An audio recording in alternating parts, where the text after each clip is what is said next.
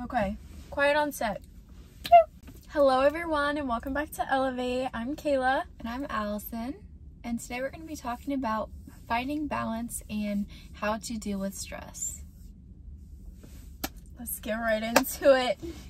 This is very relevant to us right now because it's the start of the new year, start of a new semester, and there's a lot going on, and it's been really hard to kind of manage everything and just prioritize the right things and get everything done in the day and in the weeks. I mentioned this in the last episode, but I go for late night drives a lot, and I think that really helps me. Reconnecting with yourself and almost having self-love and self-care time to really ease your mind helps me a lot. And we all know the love language quality time. It doesn't just go for you and another person, it goes for you and yourself as well. And that was a big lesson that I had to learn this year, going through stressful situations and being overwhelmed a lot. I realized I needed time to myself and not as much time with others, so I could self-reflect, heal, and move on to what's meant for me, what's good for me. Yeah, it's super important to just have that time for yourself and self-care, whatever form that is for you. It could be late night drives, it could be taking extra time to get ready in the morning just to feel good about yourself, even just like sitting in your room and like just scrolling and looking at Pinterest or anything that really inspires you. It could even be TikTok. We're all guilty of it. Okay, so going back to the last episode, we also were talking about how me and Allison have a lot of differences, and dealing with stress, I would say, is probably one of the prime differences that we have. We both deal with it in different ways. So Allison, what would you say are your tips and tricks? For dealing with stress, I think I like to physically release stress. So for me, that's in the form of exercise. I like to get out and move my body. That always makes me feel better. Specifically, yoga is just a low impact way to move your body and just like stretch it out and do some like hot yoga. That's always a really good workout, and I always feel so good after like a good hot yoga session. And if it's not that, it's just like I like to just be in the room, like the lights dim, and like take a bath. Like those are all really good ways to like release stress. Self-care night. I agree. I think you do like if you're getting stressed or overwhelmed, you usually go for a walk or you go to yoga or whatever. For me, I'm definitely like, I need my time. I go to my room. I'll stay up late. I also mentioned in the last episode that I'm a very night owl. Yeah. I'm a morning person. So being in my room at night always counted as my me time growing up when I needed to recharge. So I still carry that into today. And just being on my phone, as bad as that sounds, but just disassociating for a minute to like relieve the pressures of reality. Sometimes you just gotta get your mind off whatever's stressing you out. And even if you're just on TikTok scrolling, like it can help you get through a lot of things. And we talked a little bit about how YouTube is like one of your other outlets that you like to go to. Yeah, I turned to all my old comfort videos. I put on some music. Sometimes I'll just lay in my room and just listen to music that calms me, or some of my favorite songs at the moment. And as weird as it sounds, sometimes I just read through the lyrics so I can like feel them and feel the music. I think that's normal, like just reading it and just feeling the music, because music is like literally like vibrational and it can like make you feel better.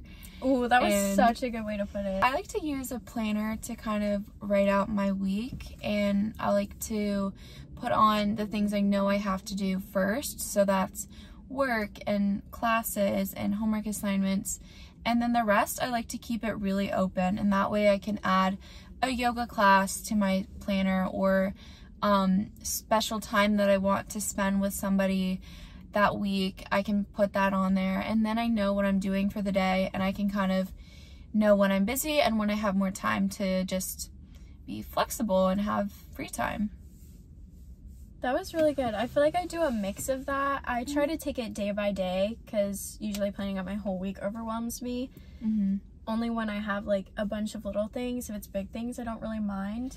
Yeah. But I feel like those are more exciting to look forward to. So Exactly. that's why it doesn't bother me. Mm-hmm. But I definitely do a mix of what you do and some of my own little things. I usually use my phone calendar for a lot of like assignments and stuff. So last semester I actually did the master list on Excel and just had like an entire list of assignments that I would check off throughout the whole semester, and that was super overwhelming for me. And I realized that just breaking it down into what's due that week is a lot less of like a mental overwhelming thing, because you're not seeing everything for the whole semester and the list just seems never ending. It's more of like a more accomplished feeling just having a week worth of stuff done at a time. I definitely agree with that, because I did that either sophomore or freshman year, and seeing everything laid out in front of me was so overwhelming. So I definitely like to take it day by day at this point. I put everything into my calendar on my phone ahead of time at the beginning of the semester, but I don't set reminders, just so when I feel I need to, I can go through and look. And then I try to find some me time in there, so I'm not staying up super late, because most of the time I have to get up early in the mornings now. I think that's the easiest way for me to deal with it all, so I'm not overwhelmed all at once. Even a stressful week can set me off. I feel like I'm a very anxious person. But yeah, just like kind of not planning out too much is always, it just depends on your personality type. Like some people do well with things planned out, some people don't, and just do whatever works for you. But I think just finding balance means more than the literal balance of your schedule. It's kind of just like how your whole life is set up, and making sure that you are putting yourself first, and also your friends and your family, and making sure you still reach out to people and those types of things, because those are also really important that you might not literally write down in your planner, but they're also still important to you. 100%. And I think taking care of yourself first seems selfish, but I ultimately believe that it's you at the end of the day. You need to take care of yourself so you're able to be around other people and enjoy that time with them. Because if your social batteries run down, you have to take the time for you to recharge and feel connected with yourself, to be authentic and enjoy the time with your friends and family who you want to be around. That's so true. Like, you can't hang out with people if you're in a bad mood. So if you notice that, just kind of step away and say, you know what, tonight I'm just gonna go and be by myself, because that's what I need. And no one's going to be mad at you for doing that. They're just going to be understanding and will let you have that space. Yeah, just being completely self-aware of what you need, and like you said, removing yourself from those situations. No, like with our friend group, no one cares if you don't go. Of course, everyone wants to be together and go out together, but they're very supportive and understanding of when you need time to yourself. That's perfectly okay. Like, you gotta do you. Just knowing what you need to do. And it's not, like I said, it's not a selfish thing. I struggled with that for a while until I discovered my concept of quality time. And it's just self-care. It's not being selfish. It's not putting yourself above everyone else. It's knowing what you need to do for yourself to feel like you. Every Thursday, Allison and I have a meeting after class as to what we're gonna film, what we want to do with our channel, where we want to take it, other projects that we have going on. And this week, the reason we decided to talk about balance was because we noticed we had a little difference in the way that we want to do things. Not that we want to do things, but content we want to put out. And it led us to the discussion of how do we balance the time between school, work, and this, which we're both passionate about, and we want to do all of those things, but you have to find a balance to make it all work. Yeah, and I think it got a little overwhelming because I know that with my weekly schedule, I really only have one day of the week where I'm completely free. And even on that day, which is Fridays, I still have work in the mornings. We kind of agreed to stick with the podcast for right now, just because that's what we initially created this channel for. And that's what we're most passionate about at the moment, and we love just like talking and having these chats, and this is just something we really wanted to do. I mean, the podcast was the whole inspiration behind starting our channel. So like I told her, this is like our baby right now, and we have to raise her a little bit and get her to a good standalone point before we can start adding in like anything else. It's almost like having a child and everyone asking you like, oh, when are you having the next one? You have to like settle into that new role before you can pick up anything else. Just talking and working it out, finding that balance. Yes, it helped me so much because I went into the conversation just like super overwhelmed, not really sure how to even approach it, and just talking through it all and expressing to Kayla like why I was feeling overwhelmed and how we could maybe work around our schedules and figure something out that works for us, and just communicating. I think that's the biggest thing with dealing with overwhelm and stress. It's just talking to somebody about it. It can be your friend, it can be, you know, your roommate or someone in your life that you can just get it all out. And that's a huge way that we like to deal with our stress. Yeah, conversating and honesty, I would say, is a big deal. I think this has allowed us to be more honest with each other, and having those conversations has helped us open up to each other about what we want to do. And now that we're able to lay all of our cards out on the table with each other, we can see what we need to work through, what we can compromise on, what we can push on the back burner for now. It's just been really nice to be able to figure everything out, and especially doing it together as a team. I know, it's awesome. Like, our friendship dynamic has changed because of this, and I think with being like business partners, we're kind of like on a different level. Like, we're roommates, we're friends, we're business partners. Like, what are we not? We're just the trifecta. We're just those guys. With that comes a lot of other conversations that we have to have with each other, and I think we're both just need to be honest and really just communicate how we feel, because we don't want to mess up the dynamic, because it's such an iconic duo. I mean, you said it. If you have any tips or things that you do to help find balance, or any questions about it, definitely comment below. We'll try and address them, give you our best tips. Overthinking is probably one of my biggest bad traits. Agreed. I do it all the time. Not healthy. It's so bad to like just get into a spiral of thoughts where they're all just never ending, and you're just like, what's going on? It's hard for me not to overthink and go down a spiral. I think that goes into finding the balance, trying to reconnect. Like, you have to do things to reconnect with yourself and remind yourself of your worth, your capabilities. Affirmations, do you like tell yourself affirmations in the mirror? Yeah, it's usually like, you're so stupid. That really got me. I was not expecting that. Honestly, I'm trying to think. I do affirmations sometimes. I won't say I do it all the time, because it's kind of hard for me to. A lot of my overthinking is from self-doubt, but taking the time to just say, hey, you're okay. You forgot what you mean to yourself and to the world for a split second.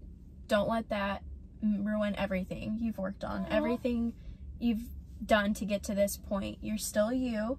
I know you don't know exactly what that is, but each day you fill in those gaps a little bit more. That's so sweet. I think that's like really good that you tell yourself that, because that's like something you would want to tell your friend. And like, I think you almost need to speak to yourself in the ways that you would want to be spoken to by others. I could not agree more. That's something that I'm working on too, is treating myself like a friend instead of letting the voice inside of me that's like doubting the mean me one that's me. Like telling you bad, like self-deprecating things. Like that one, we just have to like let those thoughts pass Turn over. on the volume. Turn it off, because you really just want to treat yourself how you want to be treated, and that comes down to speaking to yourself in a more positive way. And I think talking about transforming your inner voice could be a topic that we could touch on in another video too. Yeah, we could definitely go deeper into that. But I've struggled with my inner voice for so long, and it's caused a lot of issues for me. You have to work on I know that TikTok that was trendy for a while to like put a picture of yourself as a child in your mirror or look at that and imagine that's who you're talking to. Yeah. I think that's something that you have to work on in order to transform that inner voice, because it's not facts. It's not true. That's your self-doubt talking, and if you keep listening to it, it'll only get stronger. So you have to flip that in order to turn it down and then transform it back into one that's supporting you. You should be your biggest supporter. It's your life. It's you at the end of the day. People come and go. Challenges come and go. You're stuck with yourself for life.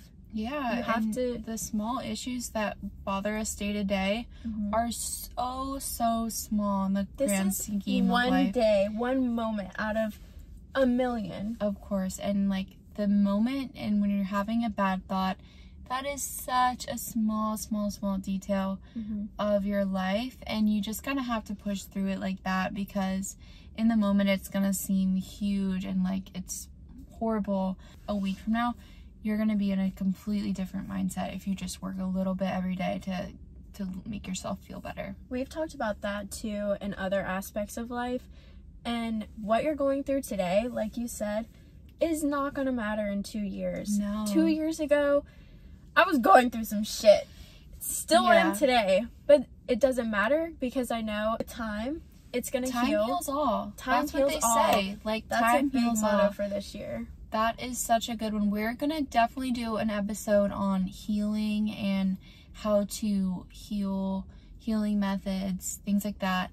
So stay tuned for that. But I think healing is part of balance and really helps 100%. You get through things. And that leads you to the next thing. So there's the balance in that. And again, you can't really give up on yourself. You have to be pushing forward every day, and even in the hard times, just make it through and you'll feel so much better.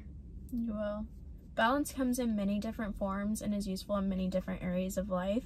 You just have to find the right balance in each of those situations between school, work, life, any challenges you're going through. Just find the balance and know that there's always an upside. There's not always just a downside. It's so easy to fall into the dark little, nothing's good hole. I'm guilty of it. I find comfort in it sometimes. I'm like, it's easy to slip back into this phase. I can just zone everything out. Nothing matters. Like, go dark. But you can't always do that. You have to be uncomfortable to be comfortable. Ooh, that's a good quote right there. You gotta be uncomfortable to be comfortable. That is really good. It might feel iffy in the moment, but that means you're doing something right. True. You're stepping into that other version of yourself. That's what's uncomfortable that is about the it. definition of elevating. That's what we're all about, and that is exactly the message of this video. Each and every day you get a little better, and if you have a minor setback, it's fine. Everybody goes through it. You're human. Being human doesn't mean being perfect. Kayla with the quotes today. It's so true. Like, you really have to settle in the uncomfortable to be ready to elevate into your next form. That's it. Being uncomfortable and stepping into that is that zone right before everything changes and everything happens. We were uncomfortable doing this, and now we're doing it. This is definitely an uncomfortable thing. It's new, it's different, and we posted the video.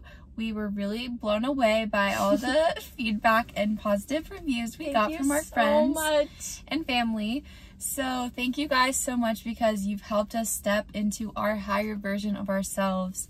And now we are going to help you guys step into the higher version of yourselves. We're only going to grow together. I challenge you guys all to do one thing this week that makes you uncomfortable. That could be going to a new workout class, going to get coffee with someone that you haven't seen in a while, or even just, you know, messaging somebody that you haven't talked to in a while. These are all things that you could do that may be uncomfortable, but they could open up a new book that you haven't been into for a while. I can help you rediscover things about yourself, fit pieces together, make you feel whole. Sometimes it's honestly better to talk to a stranger about everything and get a new, fresh perspective. You have no idea what they're going to say, and it could be the most life-changing thing that you hear. Yeah, and there's no pressure with strangers because you don't know them and they don't know you. Kayla, what would you say is one thing that you could do this week that would help you step out of your comfort zone and be embracing the uncomfortableness? Honestly, I think just making this and being super vulnerable, even though I'm just talking to a camera right now, I know this is going to be public to everyone, and I'm not a very vulnerable person. I keep a lot of my feelings to myself, and it takes a lot for me to need to go to someone. But I think just putting this out there and speaking of what I know and what I've experienced, that's gonna help me step out of my comfort zone. That's a really good answer. I think like a lot of people do that. They bottle stuff in. I'm definitely guilty of that. I also bottle stuff in for weeks and weeks, and a lot of people don't even know that I'm mad at them until days later, and that's not healthy because you're just sitting there getting more and more angry over something that could be solved way quicker. So definitely talk to people when it comes up. Be a little confrontational and just take the chance, because it's going to make you feel so much better after you talk about it. Yeah, being confrontational is not, it sounds like an intimidating word, but it doesn't have to be. It's not like you're going to go up to the person and say, hey, why did you do this? I'm so mad at you. It's just going up to that person and saying, hey, this didn't really sit well with me. I just wanted to talk to you about it, let you know my feelings on it, and you work through it together. I think a lot of friends we have and a lot of people that we know aren't comfortable doing that, and it does take a lot. It takes confidence, and you have to be sure in yourself to do it, but once you do it, you feel so relieved and empowered through yourself. Yeah, definitely. I think with your friends, like if there's any conflicts, like just talk to them. I'm sure they're not going to be mad because you brought something up. They're going to be like, oh, they're either going to say, I didn't know you were mad, so thank you for like talking about this, or they're going to already have known that you were mad but be glad to get it off their chest too because it was bothering them. 100%. So it's definitely like scary at first, but I think it's really important to just get through that and just actually have that conversation, and it's going to make you feel so much better. Just having anger bottled up inside of you doesn't feel good. It's the same with stress. It's the same with anxiety. It can suffocate you if you don't talk about it. Yeah, definitely. And it's like you just make it so much more of a big deal in your head than it really is when you actually talk about it. And I think that's why a lot of people don't even realize how much it's bothering them until they sort of work it out, and then they realize, okay, that wasn't so bad, like I don't know why I overreacted. And then you feel so much better, not only because you got it off your chest, but you work through the problem with the other person. Exactly. And I think that goes back into spiraling and overthinking. When you sit there in your anger or your pain, you let it spiral and you think of all the scenarios, some that are so out of this world that don't even make sense, but you start to spiral, and that's when it can get unhealthy. So if you had just gone to that person in the first place, obviously take your time if you have to cool off. As soon as you feel somewhat calm, just go for it. Have the conversation and don't let it drag on too long. Yeah, and with most feelings, you have to sit in it for a minute to see how you really feel about it. Anger, anxiety, stress, they can all be overwhelming, and sometimes you need to sit in that feeling to let the shock wear off of everything, to really evaluate what you're feeling and approach the situation in the best possible way, fully understanding how you feel about the situation. So there's a difference between being productive and setting yourself back by doing things that are different from your normal day-to-day routine. And for me, that was deciding to go to a 7 o'clock yoga class this morning before my work. I thought it was going to be like a great start to my day where I was like, you know, got my workout in, ready to go. But in fact, it made me just want to go to sleep for the rest of the day. So not doing that again. No, we'll pass. No, I think knowing yourself is really important, because back to our first point of just self-awareness, if you know you're tired, get that rest. don't push yourself too far. Just go to sleep, take the time to rest, and then do what you want to do later in the day. Don't try to wake up extra early to go do something that's only going to make you feel more tired. I agree. It's really probably for your benefit to just rest, and I don't think we rest enough. No. I think it's like so go with the school semester. Like we don't just sit down for any moments, and like when we do sit down, it's like 20 minutes, and then we're it's like dinner, like eat. Okay, now back to the lectures. Like, oh man, I need a break. Yeah, we're 2 weeks in. We need a break. I think scheduling breaks could also help. Like maybe if you're just like, okay, I'm gonna work for an hour and then I'm gonna go chill for 30 minutes. Yeah, like, timing yourself. Just you can't study for 4 hours and retain everything. You can't. And if you're not even studying for an exam, like, why are you doing all that? Like, just take a break. Why? Incrementally study. I think that's Agreed. like a tip that I learned last semester, because I'm tired of the like all day benders in the library. Like, I hate that, because then I'm like so just burnt out by the end of the test. I don't want to do anything else for the next day, and then I'm getting behind in my other classes. Yeah, that's very true. So especially with final season, like, you don't want to get in that habit of waiting till the last week to study for the whole semester worth of content. Like, just do a little bit every week, and I think it'll help with the tests. I have to have something exciting to push me to study. So having my study time, but knowing I can look forward to a 30-minute break where I get to go get a little drink. Yeah, go get a little drink, go on a little drive, go to Target, go hang out with my friends in the living room. Yeah, just do something to break up your time. Like, literally just go outside. Like, just take a little walk. Anything that helps. I think walks like can clear your mind so much you don't think it will, but just being outside for like 15-20 minutes just pop in your earbuds really nice. And walk, listen to music, listen to our podcast while you walk, listen to Kayla and Alison. I heard they're pretty good. I heard their podcast is really helpful. We should have an episode on manifesting. Yeah, because I think manifesting is really powerful. We can talk about all the coincidences. If you do it right. We're kind of spiritual in a way, like, because we like manifesting, we like to have positive energy. So we want to start something new. We want to do a little high-low of the week. So we're going to share ours, but feel free to share yours as well, because we think it'd be really fun if we can all... We want to, like, get to know you guys and see, like, what your highs and lows for the week were, too. Celebrate with you, be there with you to support you through the lows. So I think my high this week was having that deep conversation with Allison at our meeting. Aww. It helped. It was just such a bonding moment for us. I feel like we got to realize our dynamic, and we worked through a little, it wasn't even a conflict, but we got to work through a situation together. Yeah, something that we were not on the same page going into, and then we came out feeling just a lot more like on the same page. Like, we knew what each other needed and wanted, and how we're gonna kind of like approach that going forward. And it made our dynamic much stronger, I think. So that was definitely my high. My low this week was having to wake up at 6:30 2 days out of the week. Oh my gosh, I have an 8:30 class, so I have to wake up at 6:30. And we all know I don't wake up early. Do well with getting up early. No. Yeah, that one is definitely a struggle. Like, if you're not consistently doing it, to only have to wake up early like 2 days just like throws you off. So hard. And then I sleep until I don't even know how late on the days I don't have to go in. But we're working on it. We are.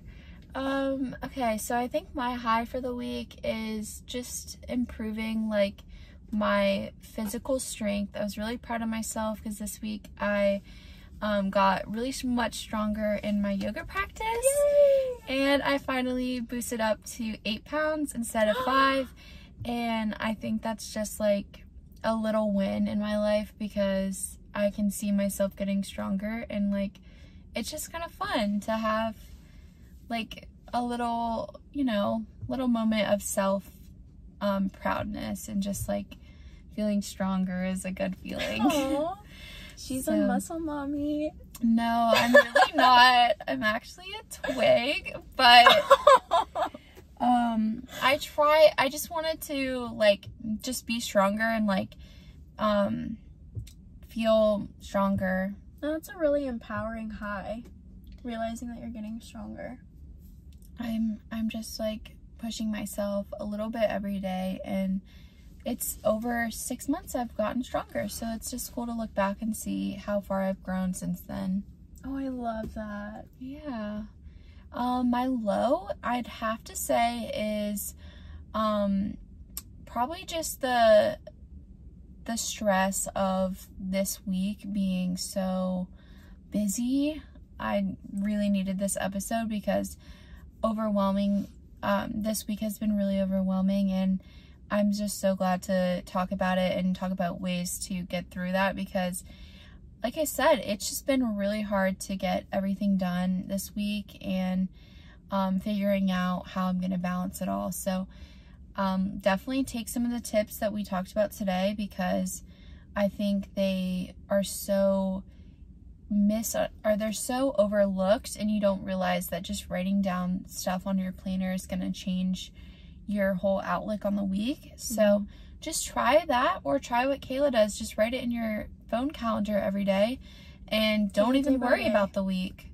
Just do day by day, whichever combination of those you think, just try it, and I promise you, you're gonna feel so much better about your assignments and everything you have to do. Or even planning something fun to do at the end of the week. It doesn't have to be anything big, but just having something to look forward to that week to help you get through it. And we all know the beginning of the year, the beginning of the school semester is very stressful, and we just had our first overwhelming week because it's all new classes. You're trying to figure out the groove of it, so it's very overwhelming.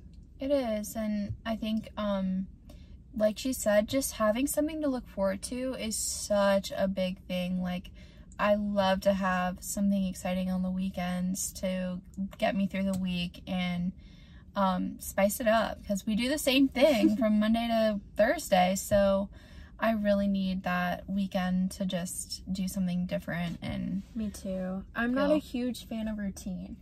I don't like getting in a routine. I don't like getting in a rut, because I think I am so spontaneous and wanting to do everything. Having a routine for me is just not ideal, and I totally understand having a routine. Sometimes it's nice, but the consistency of it is nice, but it does get boring, and that's when I'm like, I can't do this anymore. I have to do something else. And that usually happens like towards the end of the week, when I've been doing the same thing for 3 days in a row. I'm like, okay, I'm ready for the weekend. So it's kind of like takes longer for me to reach that point, but it definitely accumulates over time when every week looks the same. So I think just don't let every week look the same. Like, keep that spontaneous energy into your everyday life, and then the weeks won't just seem so mundane and like slow. I totally agree. It's a crazy world we live in. It's hard to find the balance, but we're gonna do it together, and we're gonna get through it. We are, and we're gonna have fun doing it. We are. So don't forget to comment your highs and lows below so we can see what you guys are up to. And like we said, we're gonna get through it together, and we have a lot more fun topics to talk about. Comment below if you have anything in specific that you want us to talk about, and we'll see you in the next one. See you in the next one. Bye. We love you.